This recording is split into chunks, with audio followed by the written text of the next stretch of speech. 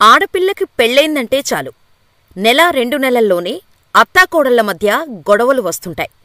ఇక అత్త ఏ చిన్న విషయం దొరుకుతుందా కోడలిపై పెత్తనం చలాయించటానికి అన్నట్టు చూస్తుంది. అప్పుడప్పుడు అత్త చేసే పనులు చూస్తే కోడలికి కూడా చిరాకొస్తోంది.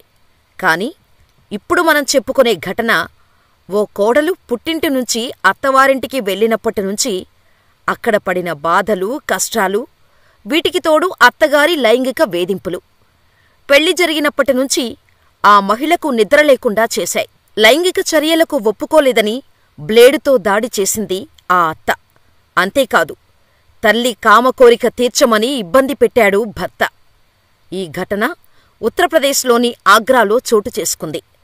ఘాజీపూర్ జిల్లాకు చెందిన అలోక్ ఉపాధ్యాయతో ఓ మహిళకు 2022లో వివాహం జరిగింది. పెళ్లైన వెంటనే వేధింపులు మొదలయ్యాయి. శారీరక సంబంధాల కోసం ఆ అత్త వేధిస్తుందని, ఒత్తిడి చేసిందని ఆ కోడలు ఆరోపించింది.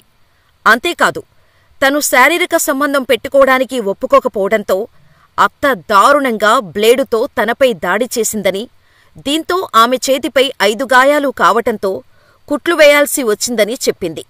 ఇకపోతే ఆడపడుచు తన బట్టలను లాక్కొని ఒక రూంలో బంధించి నెలపాటు ఒకే డ్రెస్సుపై ఉంచిందని, దీనికి తోడు వరకట్నం, శారీరక వేధింపులు నిరంతరం జరిగేవని చెప్పింది.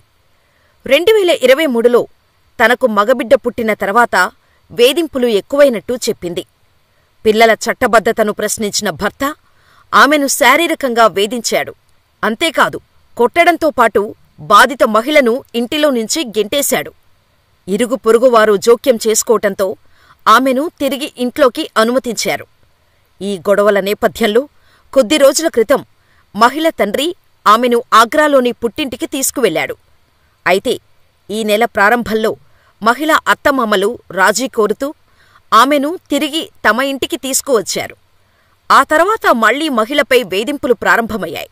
జూన్ 7న గొడవ జరిగింది. దీంతో విసుగు చెందిన మహిళ పోలీసులకు ఫిర్యాదు చేసింది.